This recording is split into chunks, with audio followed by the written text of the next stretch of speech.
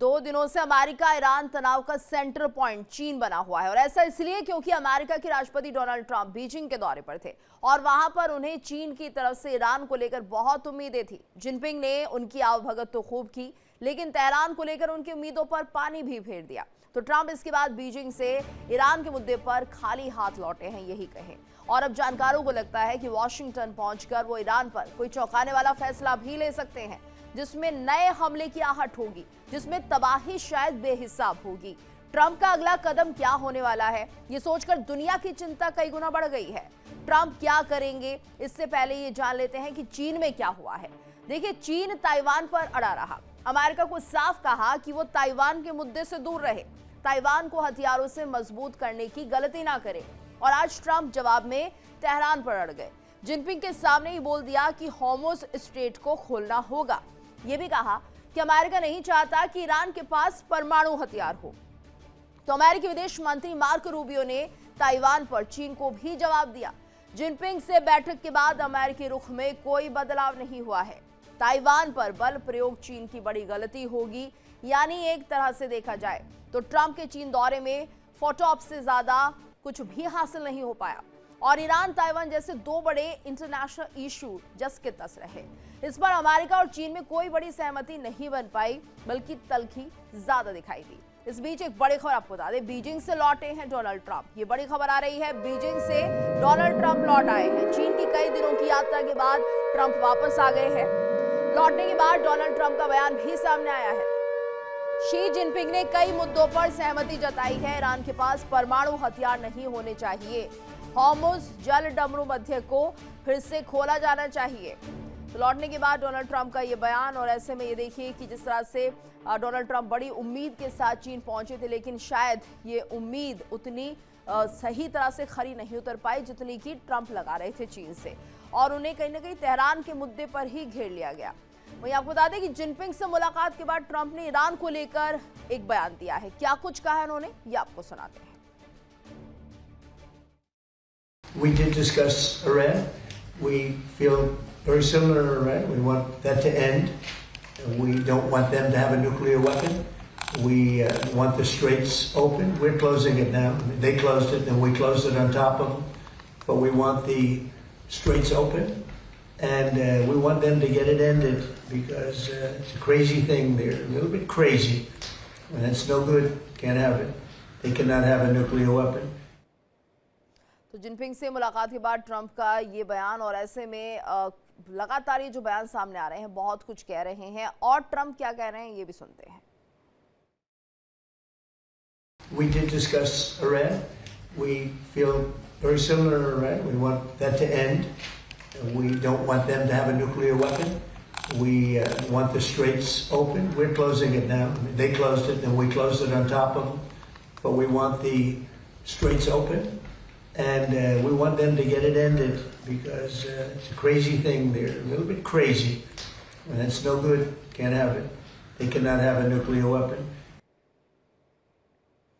तो देखिए, चीन ने ये सोच रखी है कि ठीक है हम आपको सपोर्ट करेंगे, लेकिन खुलकर कुछ भी नहीं कहा है, और ट्रंप इसी का बयान देते नजर आए। वहीं इस बीच एक और बड़ी खबर आपको बता दें, इजराइल गाजा में बरसा रहा है मौत। इजराइल गाजा में मौत बरसा रहा है। इजराइल ने गाजा में एयर स्ट्राइक की है। एयर स्ट्राइक से पूरी बिल्डिंग तबाह हो गई है। तो इजराइल लगातार गाजा में हमला करते हुए, इजराइल ने गाजा में एयर स्ट्राइक की है।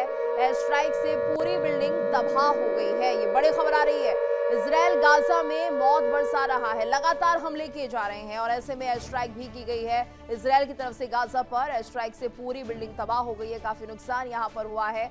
तो इजराइल लगातार हमले करता हुआ, और ऐसे में इजराइल ने गाजा पर एयर स्ट्राइक की है, जिसके बाद कहा यह जा रहा है कि कई ऐसी बिल्डिंग्स हैं जो पूरी तरह से तबाह हो गई है। तो लगातार ये हमले जारी है इजराइल की तरफ से। गाजा में एयर स्ट्राइक की खबर भी सामने आ रही है, जिसमें कि पूरी बिल्डिंग तबाह हो चुकी है, बर्बाद हो चुकी है। कई लोगों की माने जाने की खबर भी इसमें सामने आ रही है। वहीं आपको बता दें कि जिस तरह से चीन को लेकर लगातार चर्चा चल ही रही थी, चीन ने ईरान को क्या धोखा दिया है ये भी हम समझने की कोशिश करते हैं। दरअसल पहला धोखा ईरान के दुश्मन ट्रंप का चीन में भव्य स्वागत हुआ। तो वहीं अगर हम बात करें दूसरे धोखे की, तो होर्मुज़ खुलवाने के लिए अमेरिका की मदद के लिए चीन तैयार हो गया है।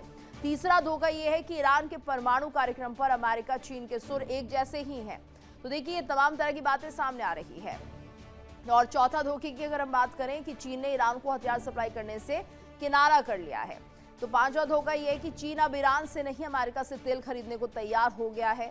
वहीं अगर बात करें धोखों की इस लिस्ट में, तो छठा धोखा यह है कि चीन ने ईरान से दोस्ती के बजाय अमेरिका से बिजनेस डील को तवज्जो दी है। और चीन का एक तरह से हमेशा नजरिया यही रहता है, वो किसी का दोस्त दुश्मन बनने से अच्छा अपने देश के हित को पहले सोचता है, अपना फायदा ज्यादा देखता है। तो यहाँ पर ये कहा जा सकता है कि ईरान जहां पर चीन को अपना साथी कहता है, ये असलियत है चीन की, जो कि अब सबके सामने दिख रही है कि अपने फायदे के लिए किस तरह से ट्रंप के साथ डील की जाती है। साथ ही साथ हॉर्मुज़ स्ट्रेट को लेकर एक राय ये भी दी जाती है कि हाँ, अगर संभव हुआ तो हम इसे खोलने में आपकी मदद करेंगे। तो कई ऐसे व्यापारिक समझौते भी यहाँ पर होते हुए नजर आए हैं। हालांकि ईरान को लेकर बहुत स्पष्ट तो साफ नहीं हो पाया कि आखिर चीन किस तरह से मदद करेगा, लेकिन हाँ में हाँ मिलाता हुआ जरूर नजर आया चीन ट्रंप के साथ। उसके बाद क्या कुछ रणनीति बनाई जाएगी ये तो देखना होगा, लेकिन चीन ने यहाँ पर अपना व्यापारिक समझौता जरूर कर लिया है। तो यहाँ पर देखिए ईरान को जो धोखा दिया है उसमें चीन को क्या क्या मिलाता है ये भी आपको बता देते हैं। वैश्विक महाशक्ति के रूप में मान्यता मिली, ग्लोबल वर्चस्व साझा करने पर दोनों में सहमति बन गई है। अमेरिका और चीन को बराबरी का दर्जा मिला, अमेरिकी टैरिफ में स्थिरता की उम्मीद मिली। तो नए व्यापारिक मंच, अमेरिकी निवेश का मौका, तकनीक और सेमीकंडक्टर क्षेत्र में राहत की बात सामने आई। तो ताइवान मुद्दे पर भी जिस तरह से चर्चा हुई है उसको लेकर भी कहा जा रहा है कि उसमें भी कुछ उम्मीद बनती हुई दिख रही है। और हमारे साथ मेहमानों का खास पैनल भी लगातार बना हुआ है। रुक कर लेते हैं सबसे पहले हमारे संवाददाता नासिर का। नासिर, देखिए चीन को एक तरह से धोखेबाज की कैटेगरी में रखा गया है। चीन किसी का सगा नहीं होता, वो भारत कई बार देख भी चुका है और झेल भी चुका है, लेकिन अब ईरान के साथ भी चीन कुछ ऐसा ही करता हुआ नजर आ रहा है।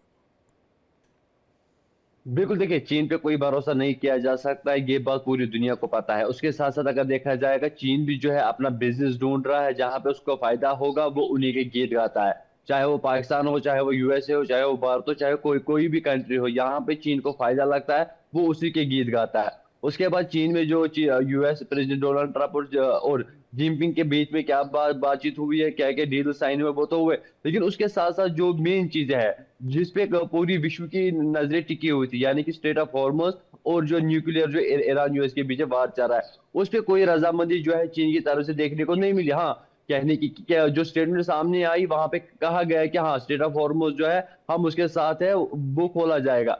उसके साथ साथ जो न्यूक्लियर वेपन ईरान बना रहा है उसको भी जो है नहीं बनाना चाहिए। ये बात तो कहने के लिए, लेकिन ऑन ग्राउंड जो है क्या चीन इसमें जो है ईरान को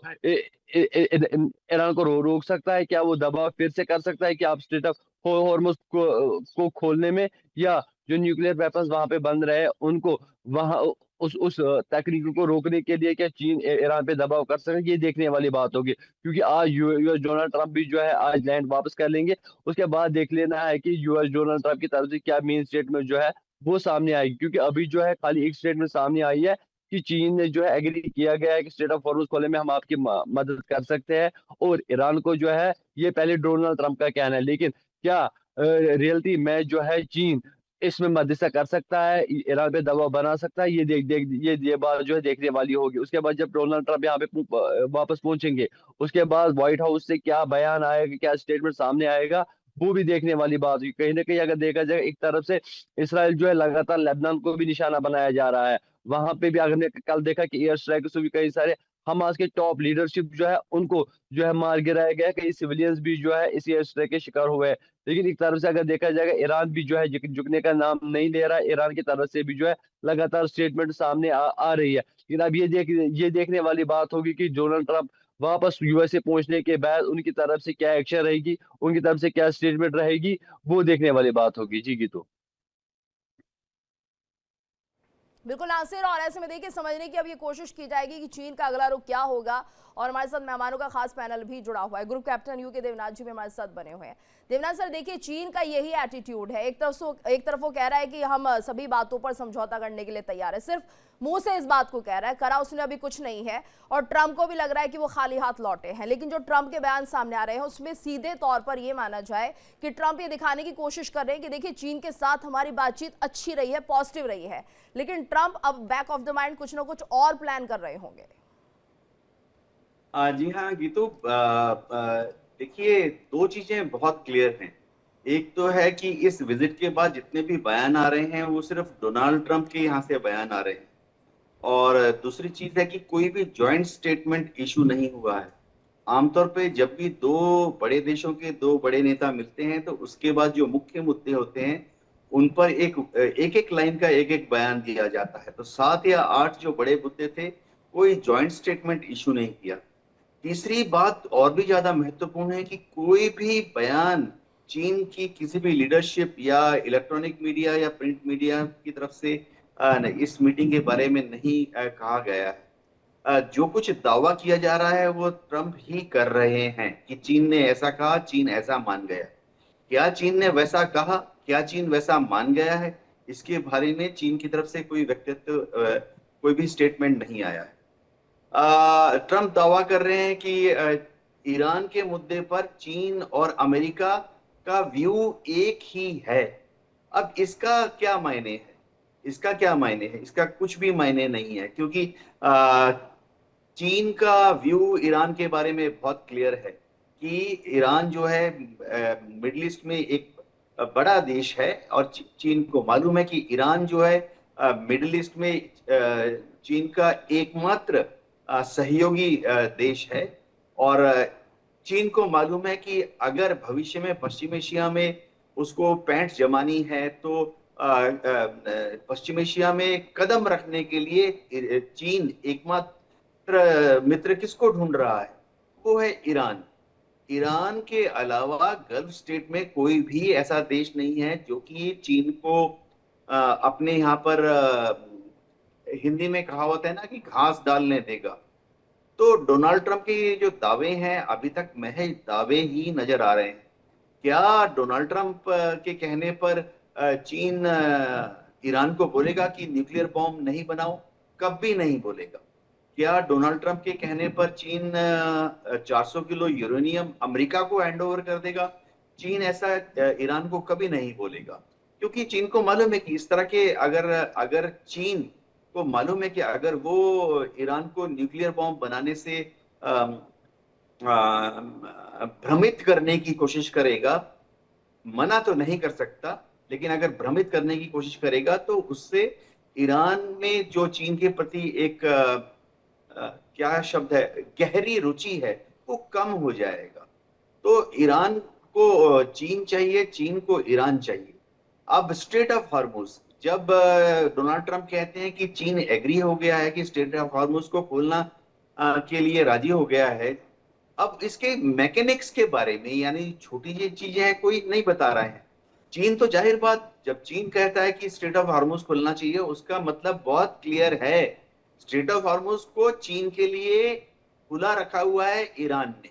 ईरान ने अभी तक एक भी चाइनीज शिप को रोका नहीं है स्ट्रेट ऑफ हॉर्मुज से। तो स्ट्रेट ऑफ हॉर्मुज में चीनी जहाजों को रोक कौन रहा है? स्ट्रेट ऑफ हॉर्मुज में चीनी जहाजों को रोक रहा है अमेरिका। जो भी चीनी जहाज चीन का झंडा लहराता हुआ जहाज या चीन में रजिस्टर्ड जहाज अगर ईरान के किसी बंदरगाह की तरफ जाने की कोशिश करता है या ईरान के बंदरगाह से निकलने की कोशिश करता है, तो उसको रास्ते में बाधा कौन डाल रहा है? US navy. हाँ, ये अलग बात है कि चीन से 10 बार बात करने के बाद उस जहाज को जाने दिया जा रहा है। तो जब चीन कहता है कि हाँ स्ट्रेट ऑफ हॉर्मुज खुलना चाहिए, डोनाल्ड ट्रंप सोच रहे हैं कि वो एकमत हैं। नहीं, चीन कह ये रहा है बिना कहे हुए कि स्ट्रेट ऑफ हॉर्मुज को अमेरिका खोल दे। जी बिल्कुल। और ऐसे में देखिए स्ट्रेट ऑफ हॉर्मुज को खुलवाना एक बड़ी चुनौती हो गई है अजिताभ सर। और क्या वाकई ये संभव हो पाएगा कि चीन की बात ईरान मान जाए या फिर चीन किसी तरह से इस मुद्दे को लेकर बात करे? क्या लग रहा है आपको, संभावनाएं क्या बनती हुई दिख रही हैं? देखिए गीतू जी, बहुत अच्छा आपने पूछा। चीन की अगर भूमिका की बात की जाए तो वो एक साइलेंट किलर है।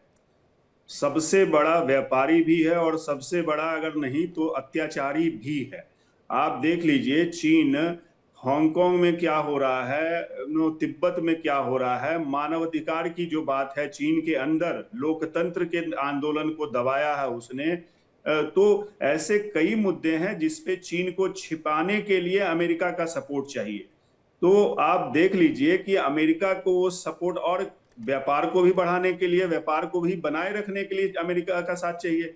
इसलिए वो अमेरिका से बहुत ही चतुराई से रिलेशन करता है। ताइवान पे जो भी मुद्दे हुए वो एक्सपेक्टेड था, ऐसा नहीं था। ताइवान देखिए ट्रंप का एक तरह से कह लीजिए अमेरिका का ट्रंप कार्ड है, उसको नहीं छोड़ेगा। और ताइवान में वो हथियार भी बेचता है, अभी भी 25-30 अरब डॉलर का हथियार बेचने की बात ताइवान के साथ अमेरिका की हो रही है। तो एक तरफ व्यापारिक रिश्ते भी हैं अमेरिका के, दूसरी तरफ चीन को घेरने की, शिकंजा कसने का भी वो सबसे बड़ा हथियार है ताइवान। तो ताइवान पे तो कुछ होने से रहा। ऑफ कोर्स चीन तो चाहता है कि ताइवान को उसका पकड़ हो जाए, जैसे उसने हांगकांग को कब्जा कर लिया, तिब्बत को कब्जा कर लिया, अगला उसका पड़ाव ताइवान ही है और उसको घेर भी रहा है। तो ऐसे में बहुत ज्यादा डील की संभावना जो थी वो, वैसे तो ट्रंप बहुत बड़ा क्लेम कर रहे हैं, हॉर्मुज में वो तैयार हो गया, इसकी भी बात कर रहे हैं कि चीन हॉर्मुज में को हथियार भी नहीं बनाना चाहता और परमाणु भी बनाने की ईरान को नहीं सपोर्ट करता है। देखिए इंडिया डेली 24/7 अब आपकी स्मार्ट टीवी पर। इंडिया डेली मौजूद है सभी डिजिटल प्लेटफॉर्म पर लाइव और लगातार। इंडिया डेली 24/7 हर दिन राष्ट्र को समर्पित।